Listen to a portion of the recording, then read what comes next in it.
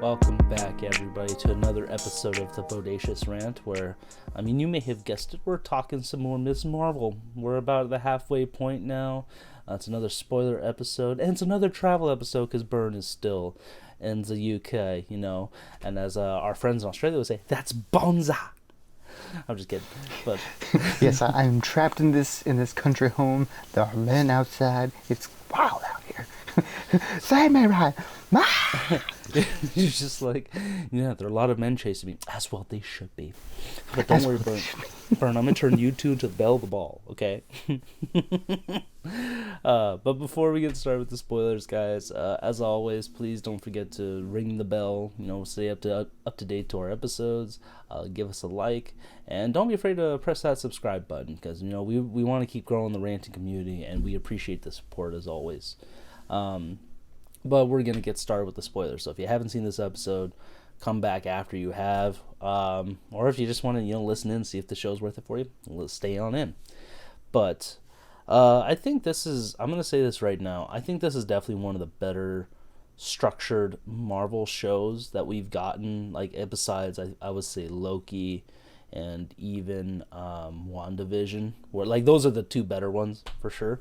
But this one's it's escalating the plot very well. We're halfway through this, I think 6 episode season arc, and things are.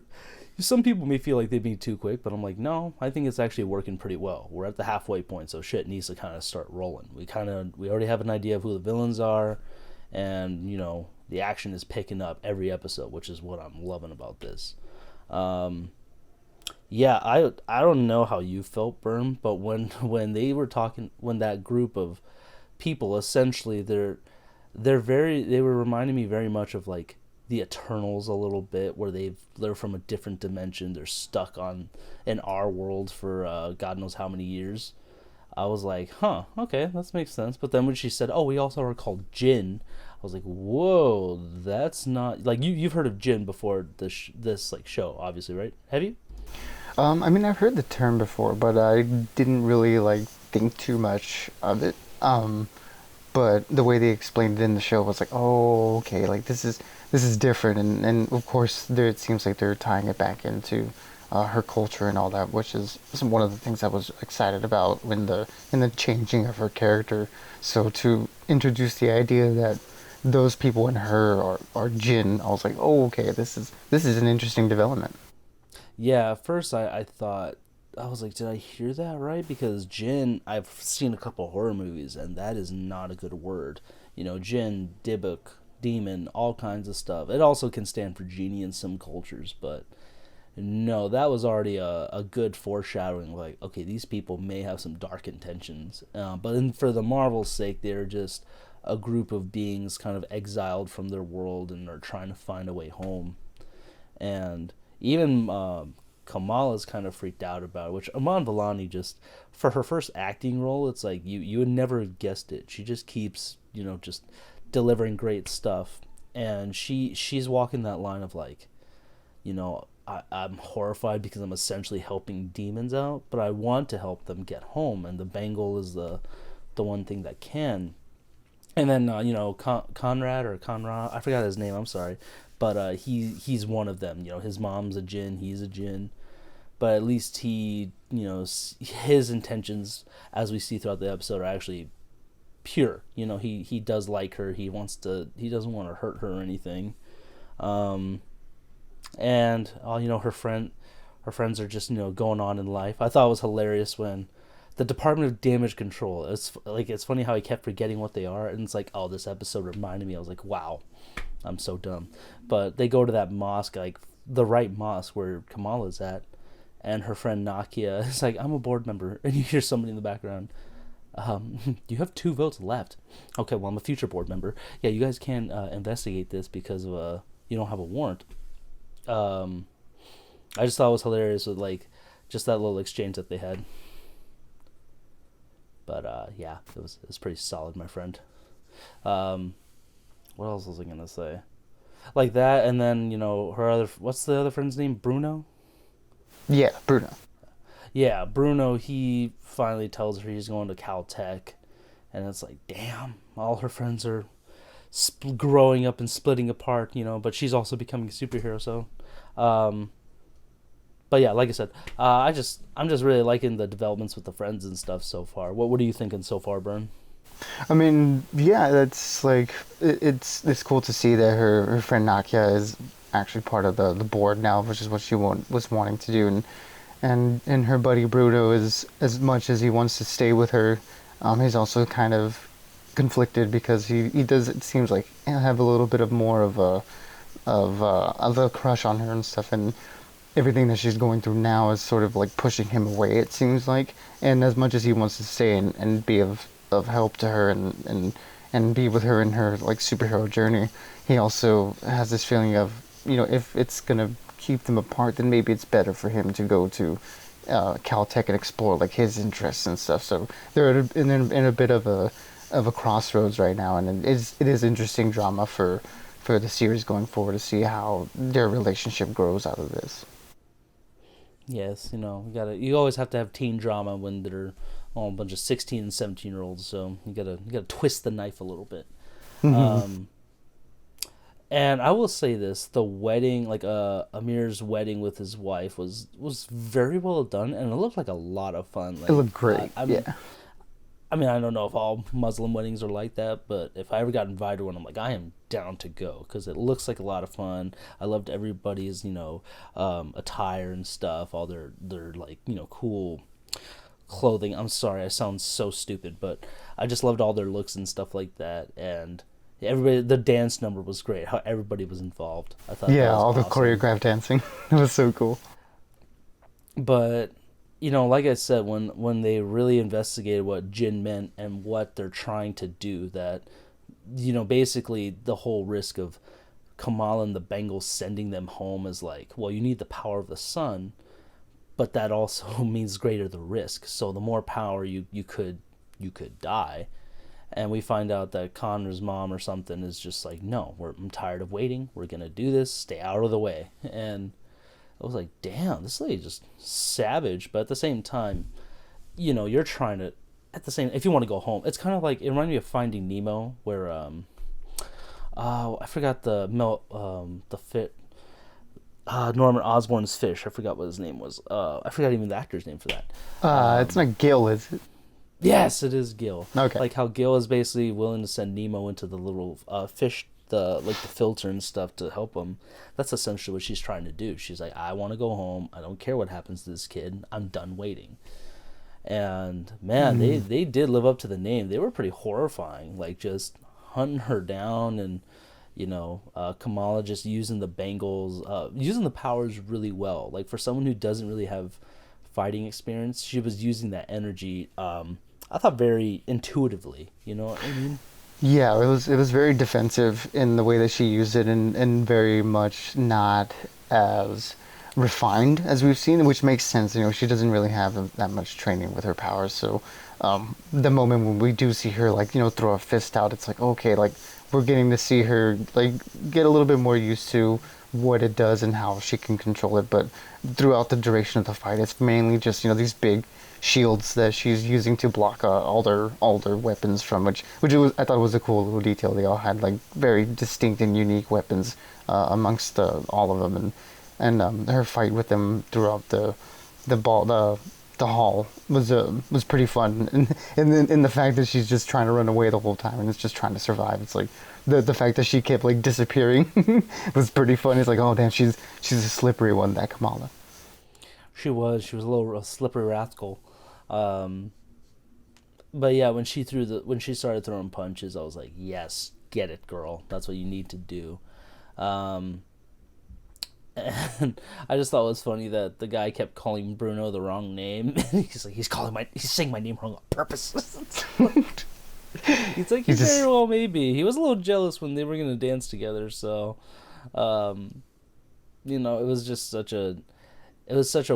just a great episode overall. And after they get caught, Nakia finally finds out, and that was an awkward moment to say the least, just because, she's also like her other best friend, and she couldn't tell her. She was a little worried about it, especially in the beginning when she's like, oh, that nightlight girl, she's causing such problems for us already, like, because it's like, we shouldn't be turning on our own community, but she's also bringing this unwanted attention to it. It's like, yeah, I could see both sides of that argument, like she doesn't want to turn her in, but at the same time, this person's being selfish. It's like Kamala's not trying to be that. She's literally just trying to live life, but damage control is just a bunch of a-holes. So Yeah, it throws back to that one conversation that she has with the rabbi, I believe, where I forgot what it's called. Not a sheikh or something, but I forgot what it is. I'm sorry. yeah, I forgot, but I mean the head of the mosque, where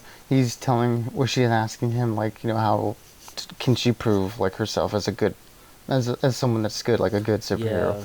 And he drops the that knowledge bomb on her, that good is something that you do, not something that you are. So it's like, it's like okay, she's learning these superhero lessons and how to be a good hero in this moment where a lot of people are questioning her motivations because they just don't know about her. Yeah, I mean, she's still finding out, does she want to use these powers for good? Is it going to be just a selfish thing? Again, kind of like the Peter Parker route. Like, she's just, she'll learn that, great power comes great responsibility. But when Bruno dropped off the mask for her suit, I was like, yes, like, we're getting there. But I think that's also a sign for, like, okay, maybe this is the best way. Like, maybe I should be a better hero. Like, she's trying to be, at least. And then the end of the episode is bittersweet when she goes home and her family's all upset because someone said, oh, Kamala pulled a fire alarm. We had to leave the wedding. And she wants to tell them, but she's also, like, scared of how they'll respond. And, especially with what's, like, her great-grandmother's history and stuff.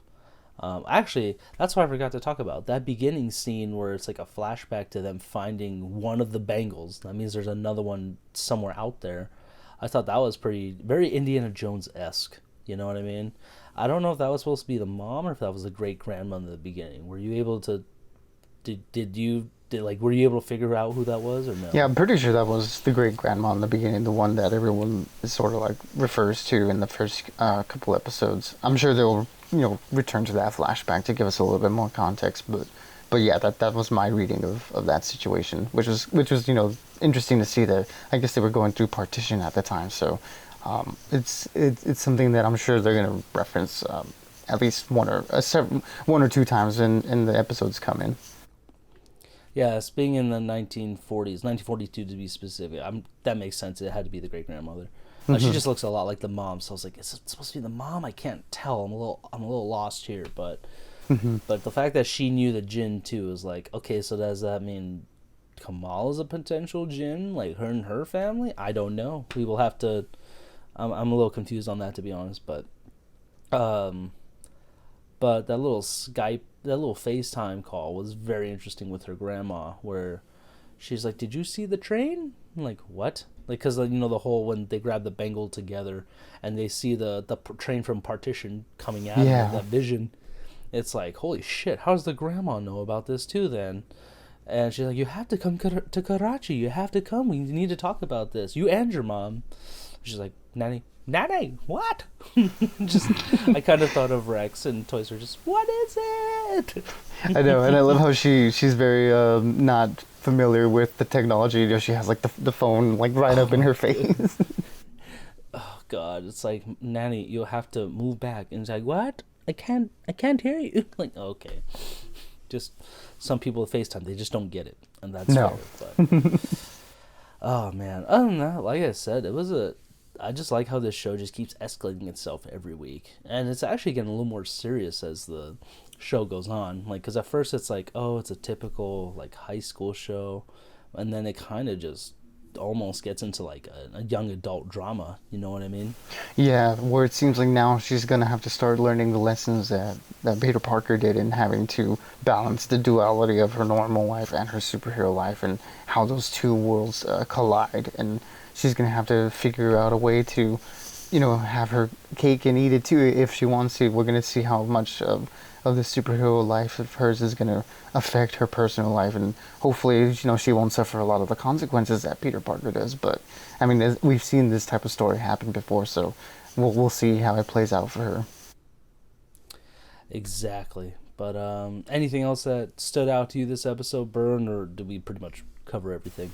I really love the two moments that her parents get with her in the movie in the show. You know, the one where it's her and her mom in the restroom after she's like hurt her knee, and she's like patching her up, and she tells her about like how her and her father were able to find a community in the mosque when they first got to America, and how lonely it was. And I thought that was a really interesting insight into like immigrant lives, where when they come to a new country, they have no one, and the way that they are able to find a community is through religion. And I was like, okay, that is a nice like little detail that I'm sure some people do know, and some people don't know about, having immigrants in their families. So I thought that was a really nice moment between her and her mom, that moment of bonding between the two of them. And the moment between her dad and her brother, where he's telling him, of how, being a man, like what being a man means. And it means like leading a life of love and stuff. So, the parents have been real highlights in the show, and I thought they had really two great personal moments in this episode.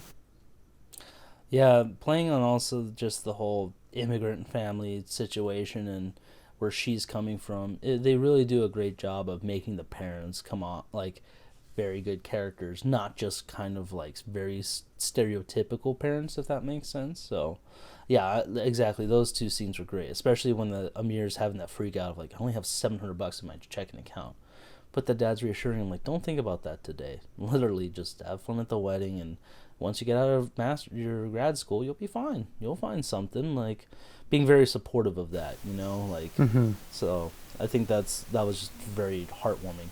Yeah, it was a good moment, and it does set up that great visual joke where we see Amir running back for the wedding donations when everyone's evacuating. It sucks. It looked very light too. Like there wasn't a lot of donations yet, so god damn those gin for ruining the party. I know it got cut off short. But I love outside that the wife was telling this other girl, because a couple weddings got messed up for that. Just she's all crying and just, you look very pretty. So do you. It's like, oh, thank you. Like it's like, oh, like good. That's nice. Because that lady could have been a total like bitch about it, just been like, screw you or forget it. It's like, oh, okay. But that was nice. Other than that, anything else, Bern, or you pretty much got it? No, I mean, I just really liked those personal moments in the episode, and I just really liked seeing Kamala start to tap into her powers, and then also have her having to sort of balance her superhero life and her personal life. And I'm sure they're going to dig more into that in the coming episodes. But it's just it's a superhero storytelling trope that I really enjoy. Little Betta is growing up. She's got to move on and keep growing. So that's adorable. But other than that, guys, let us know in the comments. What are you feeling about this show? Are you enjoying it? Do you feel like it needs a little something extra? Let us know. We love to keep the conversation going. But stick around again. Hero-gasm for the boys comes out this week. So I don't know if it's if they're just tricking us. Even Jensen Ackles on Instagram was like, oh, I'm still trying to wash it off, but Hero-gasm's happening this week, and they're really marketing it to be a messed up episode, saying that it's not going to be for any audience. It's like, oh god, what are we going to see this tomorrow? But yeah, let us know in the comments. Don't be afraid to keep an eye out for that. For those of you who missed Top Gun Maverick, it is back in IMAX this weekend, so go check it out again. I know I am. Burn, hopefully you can in one of the cinemaplexes or the theaters out in London. You'll just be like super cop. Meet the cop that can't be stopped. Oh man. I'll just be the one running down the aisle screaming America, embarrassing myself. Oh my god, please don't do that. You'll piss off a lot of people. They'll be like, you stupid wanker. Oh man. But everybody, as always, stay bodacious, keep on ranting. And again, we appreciate all the views, and we will see you guys on the next one. Yeah, everybody, we got a lot of content coming up, and I'll try to keep coming at you from jolly old England. So, yeah, like I said, do all. See you on the next one.